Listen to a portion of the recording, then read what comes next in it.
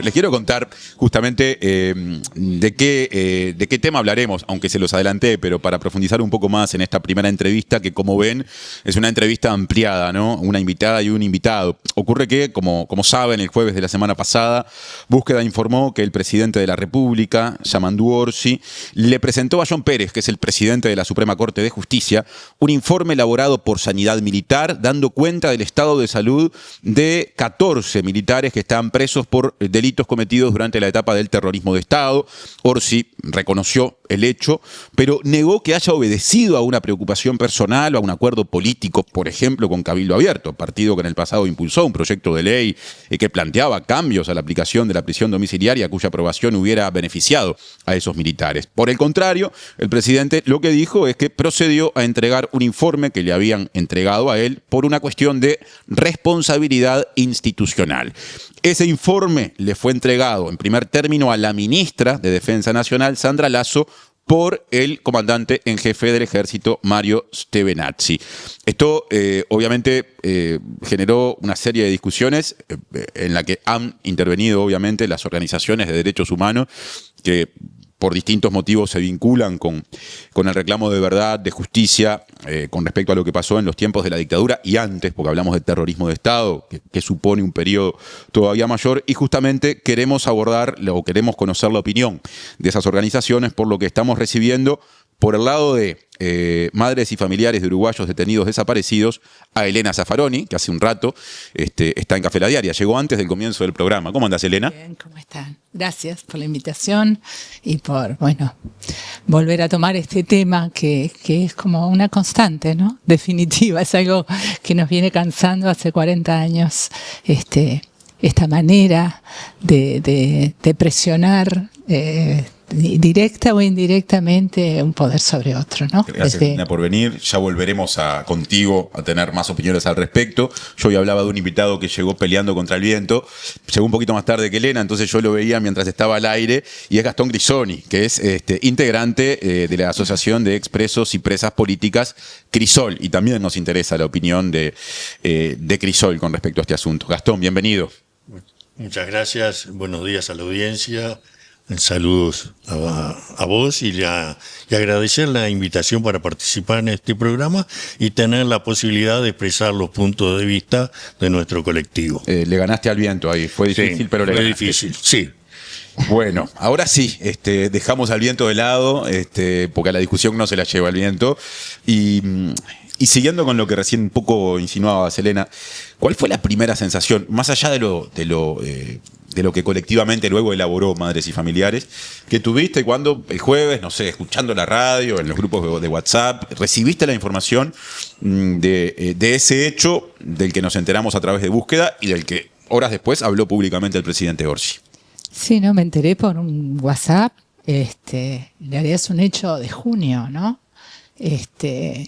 Y bueno, la sorpresa inesperada, no porque esto no haya sucedido en reiteración a lo largo de estos años, ¿no?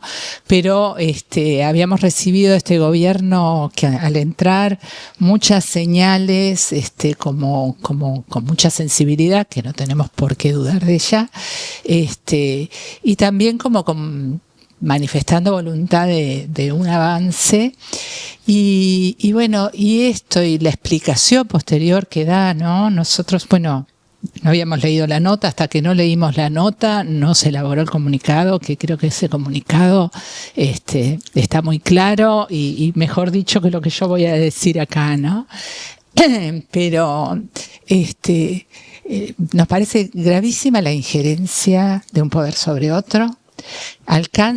Es innecesario que un presidente de la República, por saber cómo, o sea, esa explicación no tiene sentido, para saber cómo se procede tenga que ir a visitar al primer ministro de la Corte.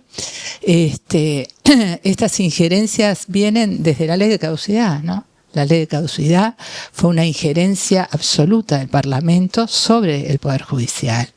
Y el Poder Judicial desde distintas formas viene siendo siempre, cada vez que avanza, cuestionado por los distintos otros poderes. Eso nos pareció sumamente relevante. lo más fuerte, digamos, de este hecho, ¿no?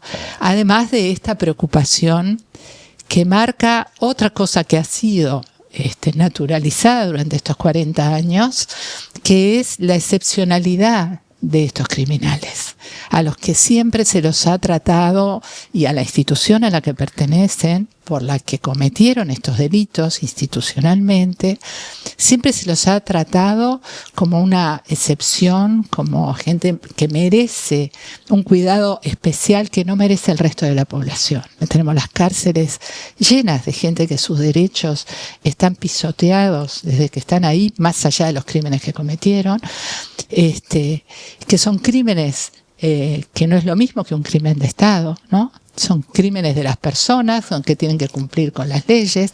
El crimen de Estado es lo peor que, toda esta actitud también degrada esta gran lucha para que se comprenda la diferencia entre lo que son los crímenes cometidos del Estado como una política de Estado a los crímenes tremendos que existen en la sociedad, los delitos, ¿no? Digamos, por llamarlo de distinta forma, porque unos son delitos y estos son crímenes de lesa humanidad.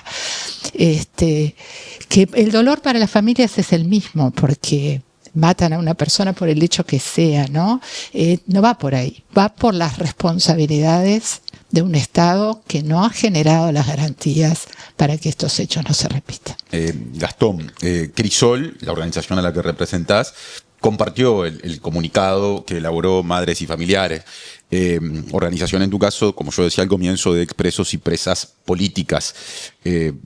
Más allá de que eso ya es un gesto en términos políticos, ¿qué entienden ustedes o qué sensación tuviste vos puntualmente cuando te llegó la noticia? Lo mismo que le preguntaba recién a Elena. Bueno, deseo aclarar que Crisol no emitió un comunicado porque cuando estábamos a punto de terminarlo, leímos el de Madres y Familiares, nos pareció muy completo y no valía la pena insistir sacando otro comunicado que dijera más o menos lo mismo o que le pudiera quitar fuerza a la fuerza que tenía el comunicado de Madres y Familiares. Yo tomé conocimiento de la noticia de búsqueda muy tempranito, soy madrugador, me pareció lo mismo que se terminó reflejando posteriormente en el comunicado de Madres y Familiares. La democracia es una gran conquista del pueblo uruguayo, se basa en tres poderes que son y actúan de manera independiente, y entonces más allá de la naturaleza del tema invocado para presionar o influenciar formal, informalmente o de manera encubierta al Poder Judicial, nos pareció improcedente, no es una manera correcta de actuar en términos democráticos. Es cierto que en otros gobiernos no se hacía estas groserías, se llamaba directamente por teléfono y más o menos a veces llegaron a acomodar el cuerpo, como sucedió hace muchos años el gobierno del doctor Sanguinetti, cuando se negó que la constitucionalidad de la ley de caducidad, por ejemplo. Pero el segundo elemento que hay que tener en cuenta es que se basa en un informe de sanidad militar, seguramente elaborado por el Hospital Central de las Fuerzas Armadas, al frente de la cual está el coronel Rodolfo Álvarez, hijo del teniente general Gregorio Álvarez, y se emite ese informe en el marco de una campaña persistente que vienen haciendo los terroristas de Estado, sus familiares, los centros que los patrocinan, para lograr la prisión domiciliaria en forma compulsiva y obligatoria para todos los terroristas de Estado. Ese comunicado, ese informe se encuadra en esa campaña permanente, carente de argumentos, de presionar para lograr la prisión domiciliaria. Y creo que vale la pena aclarar que la prisión domiciliaria es un instituto humanitario que ninguna organización de derechos humanos ha objetado, que está vigente. La mitad de los terroristas condenados, procesados, han hecho uso de él. Es decir, cuando se alude a la prisión domiciliaria, se está presionando a favor de un proyecto que les otorgue a todos los terroristas de Estado condenados por crímenes de lesa humanidad la posibilidad de reducir la magnitud de las penas. Sí, el proyecto de ley que en su momento se planteó, que lo impuso Cabildo Abierto en el periodo pasado y que no obtuvo los respaldos en el Parlamento para avanzar, no decía texto expreso, es para que estas personas, quienes cometieron delitos militares, exmilitares, en el terrorismo de Estado, pasen a estar recluidos en sus casas. Lo planteaba para toda la población de una determinada edad para adelante, pero claramente ese colectivo, ese conjunto de personas, se iban a beneficiar por ello, ¿no? Sí, sí, era muy extremista, muy grosero. Tendrán la prisión domiciliaria sin más trámite. Es decir, para que no hubiera dudas. Ese proyecto naufragó de la misma manera que naufragó el proyecto que presentó Gandini como senador junto con la senadora Graciela Bianchi y Carmen Aciaín en nombre del Partido Nacional. Que ese fue posterior, si no me equivoco, al primer intento de Cabildo Abierto. No, el primero fue el de Cabildo Abierto, que ponían la edad en 65 años. El otro la llevaba a los 70 años. Y modificaba el procedimiento previo también. Sí, la edad, pero era más o menos lo mismo. Y si bien se aprobó con una serie de modificaciones que fueron propuestas por el que era el comisionado parlamentario de aquel momento, con apoyo de las cátedras, Juan Miguel Petit. Es decir, la prisión domiciliaria ya está, ya existe, pueden recurrir, simplemente tienen que cumplir con las exigencias legales que están vigentes en este país. Antes de volver con Elena, Gastón, quiero volver sobre un punto, retomar un aspecto que mencionaste. Hablaste de justamente la condición de titular de Sanidad Militar de un hijo del ex dictador o del dictador Gregorio Álvarez. En su momento ese dato lo publicó, si no me equivoco, Brecha. Cuando eso recién se había publicado, aquí recibimos por otros asuntos, a priori, a la ministra de Defensa Nacional, Sandra Lasso. Hablamos mucho del tema Cardama antes de que ese tema se planteara como se planteó cuando el Estado formalizó sus denuncias.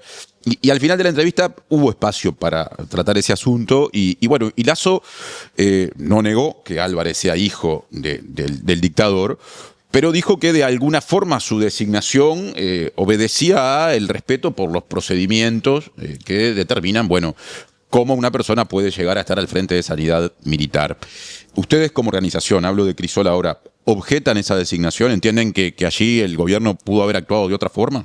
Nosotros no tenemos elementos para objetar nada, siempre y cuando se hayan cumplido con los procedimientos. Simplemente dejamos aclarar que en medio de una gran campaña de los terroristas de Estado, sus defensores, para promover la prisión domiciliaria de manera obligatoria, justo se presenta un informe de Sanidad Militar que seguramente fue elaborado por el director del Hospital Central, que abona la teoría esa de los pobres viejitos que en cualquier momento los van a empezar a llamar, en terminología de Manini Ríos, pobres angelitos, cuando son delincuentes de una gran trayectoria delictiva. Es vergonzoso que se esté proclamando la prisión domiciliaria para Eduardo Ferro, que está procesado por la desaparición, el asesinato y desaparición de Oscar Tassino, del coronel Rodolfo Silveira, de una enorme trayectoria delictiva sumamente conocido. Es decir, criminales de esa naturaleza se los está promoviendo prácticamente como héroes de la patria. Y lo reiteramos, los defensores están diciendo que se está aplicando la ley con retroactividad. No es cierto. Desde el año 48, cuando el Estatuto de Nuremberg, ya estos delitos ingresaron al Código Nacional. Las desapariciones, los asesinatos, esos crímenes. Y en el año 68 se estableció la Convención Internacional de Imprescriptibilidad de los crímenes de lesa humanidad. Y eso ingresan a la Constitución uruguaya a través del artículo 72 de nuestra Constitución. Y esto no lo dice Crisol, lo dijo el doctor Jorge Chediak, persona de confianza de la coalición, cuando presidía la Corte Suprema, firmó y redactó la sentencia 365 del año 2009 que declaró la inconstitucionalidad e inaplicabilidad de la ley de caducidad, que fue un golpe tremendo a la impunidad y a la cultura de la impunidad. Ya que recién Gastón mencionaba ese antecedente de Chediak, quiero abordar contigo, Elena, cómo reaccionó el actual presidente de la Suprema Corte de Justicia, John Pérez, a esa presentación del documento que hizo Orsi cuando lo recibió a su vez de manos de la ministra Sandra Lasso, que lo había recibido de manos de Stevenazzi, que suponemos que lo recibió de manos de Álvarez, ¿no? Porque hay una especie de cadena, ¿no? Pero quiero ir casi que al final de la cadena. John Pérez, de acuerdo a lo que publicó Búsqueda, Pérez le respondió a Orsi que la información debía dirigirla, si es que entendía que era necesario hacerlo, directamente a los juzgados que actuaban en las causas y que la Corte no podía intervenir. Búsqueda incluso informó que en el acuerdo semanal de ministros y ministras de la Corte Electoral, perdón, de la Suprema Corte de Justicia, el presidente John Pérez informó sobre lo conversado en la reunión y que ahí, entre ministros y ministras de la Suprema Corte, surgió la idea de la sorpresa, justamente, ante el planteo del presidente de la República, porque, bueno, se interpretó que la intervención directa del jefe del Poder Ejecutivo podía implicar una intención de incidir en las decisiones del Poder Judicial. ¿Qué sensación te deja esta forma de reaccionar que tuvo la Suprema Corte? Ay, bueno, me parece como, no sé, me entero por la prensa igual que tú, ¿no? Me parece la poca transparencia de todo, ¿no? Como que la ciudadanía hemos estado al margen de todo y lo que se transmite, la respuesta es la que debió ser. Esto le compete a los jueces. Acá no tienen nada que hacer esto, ¿no? O sea, me parece que no podemos entrar en toda esa jeringosa. Le agradezco a Gastón que sabe todo esto de memoria, de marcar todo esto, sino a mí la gravedad que me parece de resaltar es la continuidad que hay sobre esta impunidad. Y la continuidad que hay incluso con distintas sensibilidades, con cosas que parecen menores a cosas que son impresionantemente fuertes, como fue la ley de impunidad, pero como en definitiva no logramos que los gobernantes, el gobierno y la oposición, asuman que este país tuvo una dictadura militar de 12 años, una cívico-militar, un terrorismo está desplegado sobre la sociedad y que siguen centrados en esa impunidad. ¿Por qué? Yo creo que lo que nos tenemos que preguntar y las nuevas generaciones que deben estar cansadas de esta jeringosa, no somos las organizaciones denunciantes de los presos, de las familias de los desaparecidos, de los hijos apropiados, que ponen el punto ahí. Se pone el punto en una impunidad que es del presente, que se sigue de alguna manera. ¿Por qué no entregan los archivos? ¿Por qué no se da esto que nosotros decimos la orden? Todo el sistema político, los tres poderes del Estado, ¿por qué no se alinean en decir acá hay que resolver? Porque la información está, la información tanto es que está que los cuerpos están donde dicen que se desapareció, que la Operación Cóndor, los académicos, los estudiantes, lo que han investigado y todo lo que sabemos hoy, a pesar de todos estos ocultamientos. Entonces, ¿qué es lo que me parece de enorme gravedad hoy? Es que un presidente que encabeza un gobierno que se muestra sumamente sensible a esta temática, que da señales de eso, entran en la misma lógica de opacidad y de improcedencias y de injerencias cortando la justicia. Hablamos de la seguridad como un tema fundamental del país, ¿no? Parece que todo esto no entra en la seguridad. ¿Cómo no entra en la seguridad un mensaje de impunidad sostenida desde legalizada por ley desde aquellos años hasta hoy? ¿Cómo no entra en esa impunidad la violencia de los parlamentarios? ¿Cómo no entra el que de alguna manera parte de esos parlamentarios reivindiquen lo que sucedió en este país? eso es tremendo, ¿no? Y yo creo que ese perseguir a la justicia, ese desproteger y vulnerar a la justicia, tiene que ver en lo que pasa hoy, ¿no? Porque es el poder el que está actuando y al que las leyes de lavado, una cantidad de cosas pasan y pasan y pasan, cobijadas con eso que se va desdibujando, que es nuestro poder judicial. Pensando para adelante, Elena, pero con respecto a este asunto, la información de la que disponemos, dejo atrás esa especie de cadena de paso del documento de mano en mano. Sí.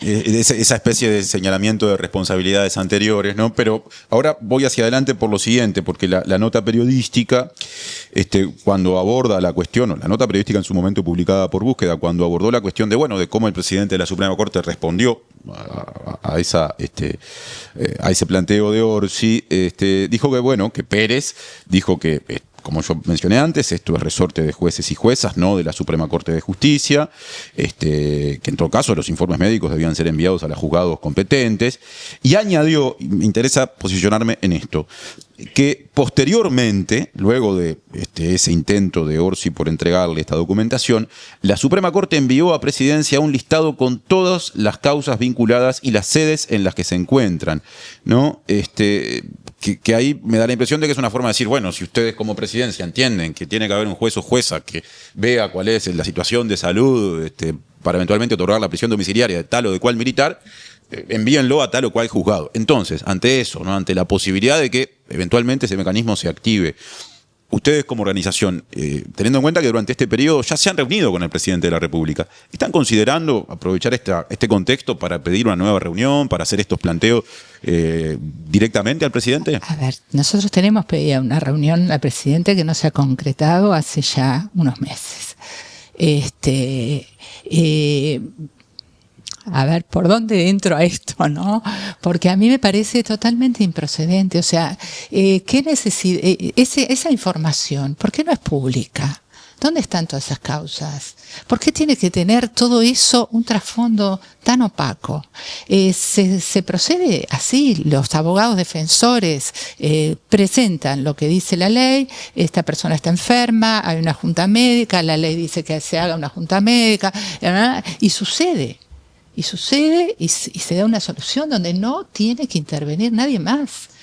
Y ese listado, bueno, el presidente puede pedir lo que quiera, ¿no? Es así, es el presidente de la República. Nosotros le estamos pidiendo que pida dónde están los desaparecidos. Eso es lo que creemos que terminaría con este tema, con una subordinación de lo que son todas estas institucionalidades, que sigue respetándose, que todos esos archivos y esa información no sea pública, no sea de investigación, no la tenga el juzgado especializado, que ha hecho un trabajo maravilloso, y que yo siempre digo, es un trabajo maravilloso de justicia, pero que no puede aplicar como lo que hubiera sido la justicia en el año 85-86. Aplica lo que es restituirnos la dignidad a los denunciantes, que hemos estado denunciando por 40 años las mismas cosas, restituir la dignidad de la verdad para el país, restituir un camino para construir, que es con la verdad esclarecida así con 1.000 millones de pruebas, porque las cosas que no ha podido probar y ha sido muy difícil, bueno, están en stand-by, están ahí esperando hasta que se pueda complementar todo eso. Pero con todo esto, este juzgado especializado ha hecho un trabajo y sigue haciendo formidable. La Fiscalía Especializada. En crímenes de lesa humanidad. Y se une a lo que ha hecho en la Argentina, lo que se ha hecho en la Argentina también al respecto. Hemos estado en 1000 reuniones por el Plan Cóndor. Es impresionante lo que se sabe y lo que restituye a toda esta impunidad de estos años. Lo que horadó esa impunidad, no. Nos da un camino para construir hoy. Nos restituye inmensa dignidad como país. Y los políticos no lo toman. Vuelven a esa impunidad. ¿Por qué? Yo hago esa pregunta, no tengo la capacidad, pero fui al encuentro de brecha sobre el tema del lavado y es impresionante las cosas que los periodistas han investigado, lo que está disponible de lo que ha sido esta impunidad de poder, que no se da crédito a los organismos de control, no, bueno, tenemos grandes problemas de seguridad, y creo que esta es una consideración esencial para atravesarlos. Cuando esto tomó estado público la semana pasada, no faltaron análisis periodísticos y en distintos ámbitos políticos que vincularon esta actitud de Orsi a eventuales acuerdos con Cabildo Abierto, justamente por el perfil que tiene como partido político, porque de hecho en el actual contexto de un gobierno que no tiene mayorías parlamentarias, en algunos temas clave, Cabildo Abierto ha otorgado votos en el Parlamento para que el Frente Amplio construya mayorías en la Cámara de Representantes, en aspectos tan centrales como el proyecto de ley de presupuesto, y entonces no faltaron especulaciones en el sentido de decir aquí lo que está haciendo el gobierno es quizá teniendo una actitud que pueda estar vinculada a algún tipo de negociación. Esto Orsi lo descartó, yo lo mencioné al comienzo, y también lo descartó en Tele12 entrevistado Guido Manini Ríos, que al otro día, el viernes pasado, ¿no? Al otro día de que el hecho tomara estado público, se manifestó al respecto. Y en esa misma entrevista, Manini dijo algo que a mí me llamó poderosamente la atención, que creo que es una cuestión bastante fuerte. Dijo que en el anterior gobierno del Frente Amplio, ¿no? El periodo 2015-2020, hubo un planteo, él dijo, de algún ministro de aquel gobierno, no del entonces presidente Tabaré Vázquez, a los militares, en el sentido de ofrecerles la posibilidad de quedar en libertad si entregaban información con respecto al paradero de personas detenidas desaparecidas. Ahora voy contigo, Gastón. No sé si viste esa entrevista, si escuchaste ese comentario que hizo Manini, y me interesa saber cuál es la opinión que les generó a ustedes que alguien dijera algo que, bueno, que a todas luces implicaría una posibilidad de obtener la libertad por un procedimiento que no es el legalmente establecido. Bueno, a nosotros no nos consta. Y también el general Guido Manini Ríos es una persona poco creíble, poco confiable. Dijo que no se iba a amparar a los fueros y se amparó a los fueros hace años cuando omitió trasladar a la justicia los resultados del Tribunal de Honor que juzgó a Pajarito Silveira y a Gabazo. En esa misma entrevista dice cosas que llaman poderosamente la atención, como se dice, por ejemplo, afirmar que el fiscal está procesando gente sin pruebas. Ahí está aludiendo a Ricardo Percivale. Acá los fiscalías no procesan los jueces. Eso es una barbaridad. También dice que hay militares inocentes presos. No da un caso, no da un nombre. ¿Cuál es inocente? Juan Rebollo, que participó en la masacre de la muchacha de Abril. ¿A quién se refiere? ¿Al Pajarito Silveira, al Conejo Medina, a Ferro? Es decir, en todas estas cosas, Manini Ríos es poco confiable. No hay que hacerle mucho caso, me parece. Es una campaña mediática, televisiva. Es cierto, el presidente llevó ese informe de sanidad militar y le hace el caldo gordo a estas campañas. Es lo que señala Madres y Familiares. Es una injerencia indebida que genera un mal clima, que da la impresión de que estos señores criminales hechos y derechos merecen un tratamiento especial. Entonces, es una campaña, es decir, permanente, desde que se empezó a aplicar la actuación de la Fiscalía Especializada con el doctor Ricardo Percivale y su equipo, que han desplegado un trabajo extraordinario que merece el reconocimiento de toda la ciudadanía y obviamente de nuestras organizaciones, para tratar de frenar los procesos. Se han habido avances importantes.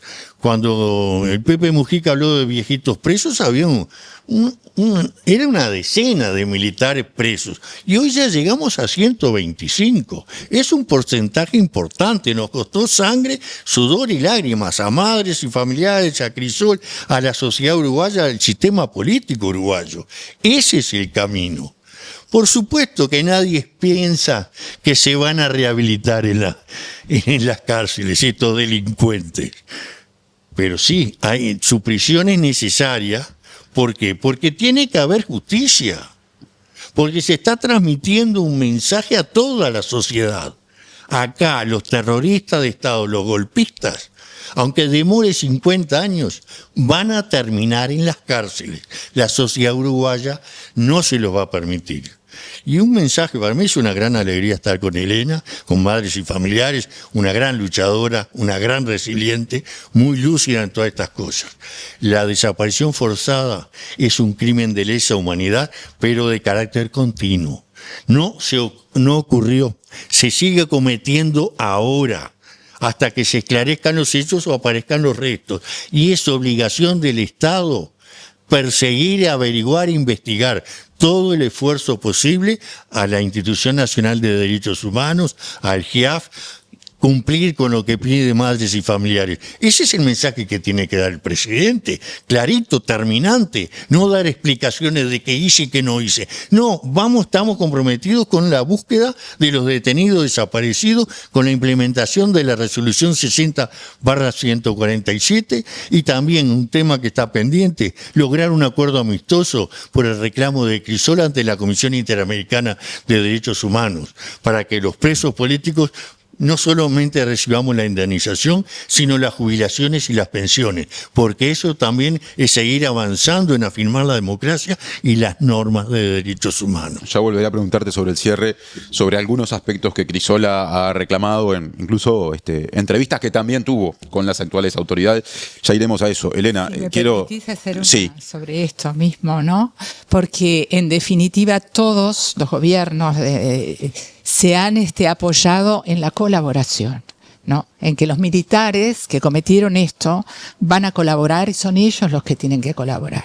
La Comisión para la Paz estuvo centrada en aportes con todas las garantías de que no se los iba a procesar, de que era absolutamente confidencial, y fue muy poco lo que no aportaron casi nada. Los informes que pidió Tabaré Vázquez a las tres fuerzas al asumir la primera vez, aunque traen muchas confusiones y mentiras, hay un reconocimiento de que sí cometieron institucionalmente esos crímenes. Y es por ahí, o sea, nos consta que los políticos siempre quieren conversar, convencer, conseguir caminos, ampliar. Bueno, será eso. Nosotros no vamos a abandonar jamás la justicia. Pero esos caminos, si los siguen, que no sea de alteración de la justicia, que sea del aporte de la información. Bueno, ahí está pero el punto. esos caminos hace 40 años que se siguen. No se siguen los caminos de la exigencia y de la subordinación de una institucionalidad que se maneja en todo al margen del Estado, así no se haya revelado, así no esté en el horizonte que vaya a haber un golpe de Estado, no. Pero tú no ves que eso suceda con otro tipo, con los entes autónomos, ¿no? Que la persona que esté al frente no tenga que, si el presidente pide los archivos o cualquiera, no se le investigue, no sea transparente lo que hay ahí. Entonces, esto es algo que falta, lo mismo que la reeducación total y la transformación y el debate de que en qué lugar pueden tener en nuestro país todo el gasto y la independencia de unas Fuerzas Armadas que no colaboran con la democracia. Ahí hay un punto clave porque, bueno, cuando Manini hizo este comentario que yo le mencionaba a Gastón recién y a la audiencia en el programa, digamos, con respecto a esa especie de ofrecimiento que habría hecho el anterior gobierno del Frente Amplio para que a cambio de información, o para otorgar libertades a cambio de información, más allá de que las leyes no prevean ese mecanismo, Manini puso ese ejemplo para argumentar o para fundamentar que en realidad los militares no tienen información. Algo así como decir, si será cierto que no tienen información, que les ofrecieron la libertad y no aportaron ningún dato. Pero todos entonces, ya conocemos que la tienen, conocemos los tribunales de honor, las cosas que dicen que fueron ciertas, los asesinatos que cometieron, los viajes a la Argentina, los viajes a otros países, los vuelos que están documentados, todo esto que pudieron incautar, o no sé cómo fue, en migraciones, los cuerpos. Entonces, no solo tienen información, sino que la han resguardado. Pueden haber muertos los que hicieron los enterramientos, pero se hicieron en los predios que son lugares que manejan los comandantes en jefe. O sea, ya la sociedad, los investigadores, desarmó eso. Totalmente lo desarticuló. Entonces, si no hay nada, ¿por qué no entregan todas las informaciones de inteligencia? ¿Por qué no entregan todo ese periodo? ¿Por qué no se conoce todo eso? Entonces, veremos, si no hay nada, bien, no hay nada. Pero acá lo que hay es que subordinar esa orden, ¿no? Porque los cuerpos están. Los compañeros que han aparecido en la Argentina fueron militares uruguayos, muchos que se ha podido comprobar que estuvieron en esas acciones también. En otros casos no, hay mucha cosa para demostrar, pero hay muchos indicios fuertes, muy fuertes. Otra cosa que dijo Maní Río fue que el Conorsi de esto no habló, pero que sí en su momento, cuando digo esto me refiero a la eventual evaluación de la prisión a militares de determinadas edades, sí dijo que eso en algún momento lo habló con el expresidente José Mujica, alguien que tuvo una enorme popularidad, una enorme ascendencia sobre amplísimos sectores de la sociedad y que desde el campo de las izquierdas y desde las organizaciones de los derechos humanos muchas veces fue cuestionado por su lectura de los hechos del pasado y sobre todo de cuáles debían ser las políticas con respecto a la justicia, puntualmente a la justicia. ¿Qué reflexión haces o hacen desde Madres y Familiares del rol de Mujica en estas cuestiones? Bueno, no hemos hecho una evaluación personalizada, pero estuvimos muy enojados con Mujica en esa etapa, ¿no? Por todos esos mensajes contradictorios. Por mensajes, él fue a visitar a Dalmau cuando no fue a visitar a ningún otro preso. Entonces, los políticos no educan solo con las palabras, educan con lo que hacen, educan con la forma como discuten, educan con los logros, ¿no? No solamente, pero hay todo un camino y con un recorrido. Y Mujica se salteó esas cosas. No conseguimos de Mujica que entregara los archivos. Él dice, si ustedes me dicen, pues se le entregó toda la información y tampoco dio los pasos. Cuando pedimos la desclasificación de los archivos de Estados Unidos. Y no los ha dado nadie. O sea, yo pienso, ¿por qué no los dio? No debe ser un capricho, pero no los dio. Y hay un respaldo y ahora nosotros pensábamos, llegamos hoy a este nuevo gobierno con un respaldo inmenso de la sociedad para esta temática, de la sociedad atravesada por todos los partidos políticos, más allá de lo que digan sus representantes en las marchas, en los trabajos de memoria, en lo que se ha hecho por este país, en lo que ha hecho desde el arte, desde los deportes, desde todos lados. Hay una inmensa adhesión a la verdad, a la justicia, a la memoria, a esclarecer dónde están. Está ese apoyo.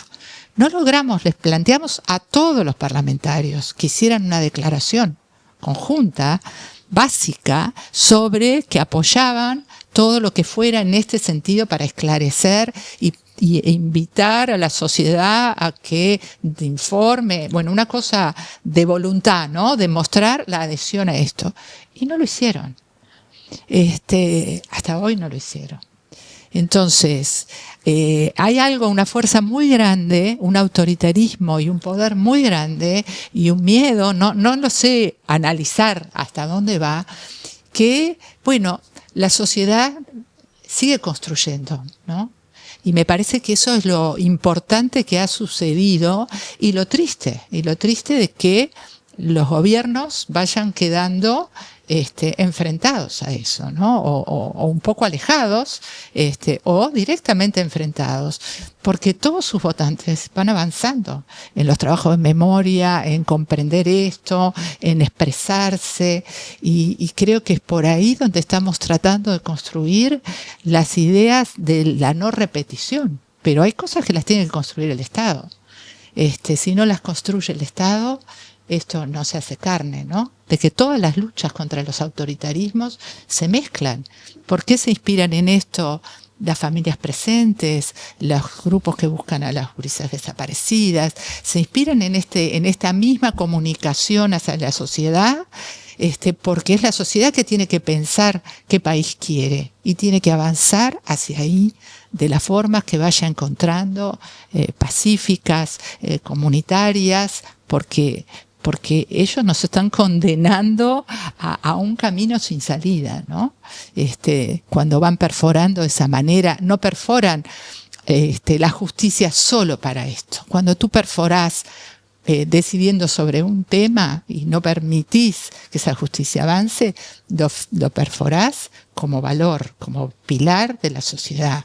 Cuando perforás la memoria con un relato falso, con mentiras, con construcción de esas mentiras, bueno, desde la sociedad, desde la academia, los historiadores, los periodistas han construido un camino de verdad sobre lo que sucedió. Y eso es lo que tenemos que transmitir, porque si no, estás construyendo un país sobre falsedades, sobre ideas falsas, sobre problemas que no existen y sí dejando los problemas que existen, como es la pobreza infantil. ¿Qué tuvo que ver el autoritarismo de Estado con el Estado uruguayo? ¿Cómo quedó la sociedad? ¿Cómo vulneró al Estado mismo, que tiene que ser el que administre la equidad de alguna forma, ¿no? Entonces, todo eso lo está haciendo la sociedad. Es lento, llegaremos, no llegaremos, pero por lo menos cultivamos como la esperanza, como leí de una profesora que dice la esperanza no como un sentimiento, sino como una práctica de que es posible tener un horizonte, ¿no? ¿Cómo vas a sacar a los gurises de las calles sin un horizonte? Ya que estás abordando la cuestión de los derechos humanos. Perdón, que me voy. Pero viene a cuento de lo que voy a decir ahora, en un sentido amplio, ¿no? Sí. Es decir, con respecto a lo que pasó en los tiempos del terrorismo de Estado, pero en un sentido integral, vale decir que también estamos en una fecha muy especial, porque hoy es 8 de diciembre, en 2 días, miércoles 10 de diciembre, se celebra el Día Internacional de los Derechos Humanos, y este hecho que desencadenó la doble entrevista, la cuestión de ese documento que Orsi pretendió entregarle al presidente de la Suprema Corte de Justicia, se dio justamente en días en los que hay una cantidad de actividades vinculadas a la temática de derechos humanos. Por ejemplo, ayer en el Parque Baferreira, en el memorial de los detenidos desaparecidos, en el Cerro de Montevideo, hubo una actividad conmemorativa, ¿no? Se anticipó la conmemoración 3 días por este cercano 10 de diciembre. Mañana habrá una presentación de un informe de derechos humanos en Uruguay, en el sentido bien amplio, que se realiza anualmente. El viernes hubo una actividad en homenaje a María Stergatti, abuela de Mariana Zaffaroni. El sábado hubo, por ejemplo, una actividad en el sitio de memoria de la ex cárcel de Cabildo. Y quiero cerrar justamente la entrevista pensando en todo eso que sigue pasando, más allá de estas discusiones que se abren. Te doy pie de arranque a vos, Gastón, porque bueno, hoy mencionaste algo de la agenda de Crisol, mencionaste un planteo vinculado a una cuestión legal de las políticas reparatorias que tengo entendido que estuvo en la reunión que tuvieron con Orsi, por allá por junio de este año. Sí, fue al otro día del aniversario del golpe de Estado, o un día antes, por allá por el 20 y pico de junio. Hay dudas. Si yo digo, dice Gastón. Si vos decís, pero bueno. Recuerdo que tuvimos la reunión, sí, pero no recuerdo exactamente. Conversamos muchos temas.